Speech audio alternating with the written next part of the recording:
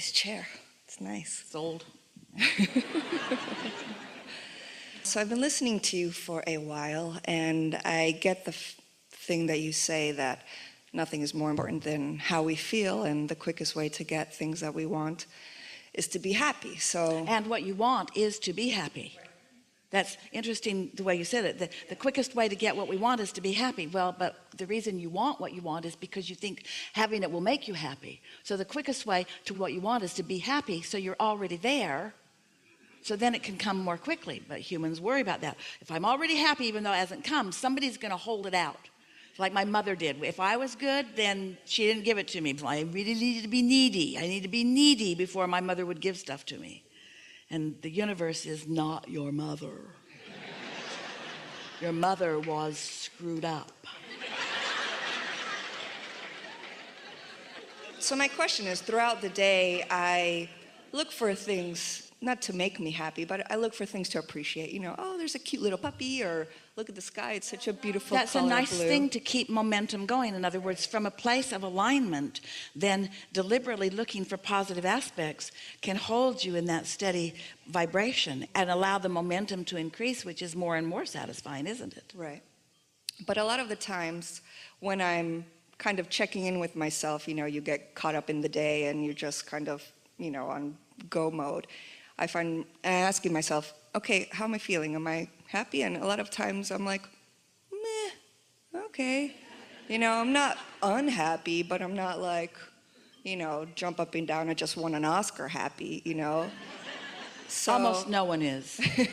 I mean, I don't expect to be that on an everyday basis, but I feel like my happier should be happier, if that makes sense. This is the reason that on the emotional scale, let's say there's sadness and happiness, or let's say that there's love and hate, or let's say that there's depression and appreciation.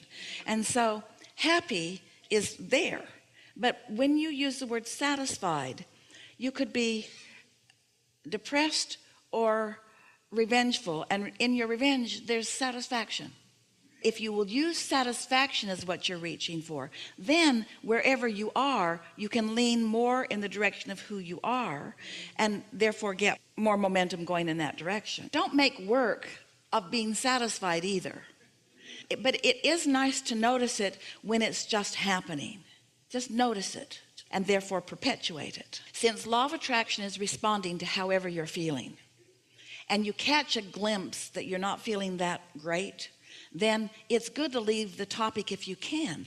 And the more aware you are of how you feel, then the more you can turn from the unsatisfied to the satisfied. It just gets easier and easier. But if you aren't paying attention and you really get on a negative rant, then of course it's much more difficult. You need a lobotomy, or a good night's sleep, we recommend over the lobotomy, or meditation, which we recommend really over a good night's sleep. We would rather see you in appreciation than meditation, because in either case there's no resistance. But sometimes you just can't get to appreciation. And so just be soft about this. So your question is around feeling some dissatisfaction and wanting to turn it into satisfaction. Yeah, to just be happier, because sometimes when I'm checking in with myself about how I feel, oh, maybe I'm doing that thing you said that we're doing. But here's the thing, and we are so happy that you are helping us to talk about this here, because here's the thing. So here I am in this moment of time, and I'm having this manifestation, and in this example, I don't feel all that happy, but it is what it is, yes? So it's got to be enough, because it is what it is. And why is it what it is? Because of the momentum that created it. In other words, once something has manifested, you're really going to like this. The emotion that you might call dissatisfaction or not happy, that's a manifestation. Let's talk about this. So you're tuned in, you're in the receptive mode, and an idea comes to you. And you feel the enthusiasm of the idea. So you know you were in the receptive mode because the idea feels really good. Well, along with that idea is the emotion of happiness. And so you're in a manifested moment where the emotion is part of the manifestation. So what we're getting at here is that when you are feeling some dissatisfaction, it's manifested, and therefore it's already happened, and therefore the momentum is already underway, and therefore there's not all that much that you can do about it right here and now when it feels like that to you. But you take note of it and you acknowledge that you want to feel happy, and you deliberately launch some more rockets of desire into your vortex, and then you get a good night's sleep, and when you wake up in the morning you deliberately meditate, because you know that meditation takes the edge off. So now this next day, let's call it Sunday, you've meditated, and so now your chance of, and we use that word because we know how you use that word, your chance of happiness is greater now that you've meditated this Sunday morning than it was before you did. So you meditate for 15 or 20 minutes, and then you just go into your day and you feel whatever you feel. But when you're feeling it, it's really sort of kind of too late to do anything about it, because it's the result of energy that you've already flowed. Are you getting what we're talking about? You can't think your way out of it. You can't talk your way out of it. You can't say, universe, I want to take back all the momentum that I had about that because I didn't really mean it, and after all, I want to be happy. It's going to play out kind of the way the momentum is. But now you launch another rocket of wanting more clarity, of more happiness, and then on Monday you meditate and you go as far as you can go into the day and feel as good as you can feel, and then on Tuesday, and then on Wednesday, and then on Thursday, and then on Friday, and before you know it, this meditation has put you into more of a receiving mode, so that you are feeling more satisfaction about more things. It's preemptive. It's getting out ahead of it. When you're in an unhappy moment, usually the most that you can do is make a decision to do a better job of vibrationally preparing future moments. But when you're right in the middle of it, can't you see downward spirals? Aren't downward spirals evident? And the more you struggle and squirm within them, the faster they swirl and the more downward they go. And so it really is about not trying to think your way out of it in that moment. It's like, we've been offering an analogy. It's like what's happening now, the manifestation, is sort of like gum that you've chewed all the flavor out of. And the new juice is over here in the new thoughts and in the new things that you're receiving, you see. And so when you feel dissatisfaction, just let it be, and know that your vortex is queued up and that you're being called to more things, and let the satisfaction come from new things. Don't try to wring it out of the old things, because you usually don't. You usually just find more to be dissatisfied about. You want to talk about something specific? Well, I just kind of feel like sometimes that's my set point, a little bit like, if I don't look for things to be happy about, We'll go along with you. We'll let you call it your set point. But what do you think the set point of your inner being is? Elation, happy. And in fact, the only reason that you can feel that discomfort is because you have departed, or you've moved away from the vibration that your inner being feels, and your inner being is not going to join you over there. So there are two set points involved here: the emotional vibrational set point of your inner being and yours. Isn't it sort of satisfying to know that your dissatisfaction is an indicator of where you stand? Can't that be a little satisfying? Well, at least I know I'm not in alignment with my inner being, and at least I know my inner being is looking at this differently, and at least I know there's help on the way, and at least I know I'm blocking the help right now, and at least I know that it won't last like this forever. You see what we're getting at? Doesn't knowing how this all works help? Esther was annoyed at first when she realized that her negative emotion was because we were in a different vibrational place than she was.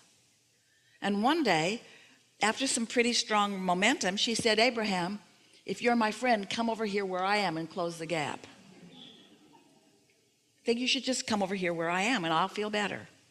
And we said, we're not coming, but we will hold tight here, and we will shine a bright light, and we will never take our eyes off of you, and we will never stop focusing upon all that we know that you want, so that sometime when you are not doing that thing you're doing that is keeping you apart from us, you might stumble into a little bit of happiness. Right. So what's that thing that I'm doing that's keeping me apart from you? It's that. It's that.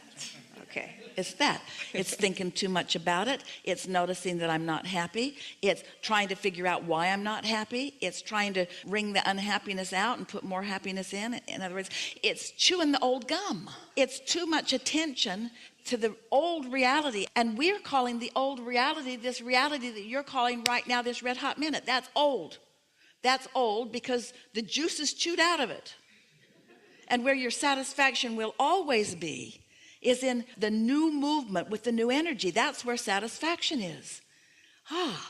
That's what satisfaction is. Satisfaction is tuning in and allowing the frequencies to blend as you evolve and attract as one set point. So you can have an ornery set point, your inner being never will. You can have a confused set point, your inner being is always in clarity. You can have a hateful set point, your inner being is always in love.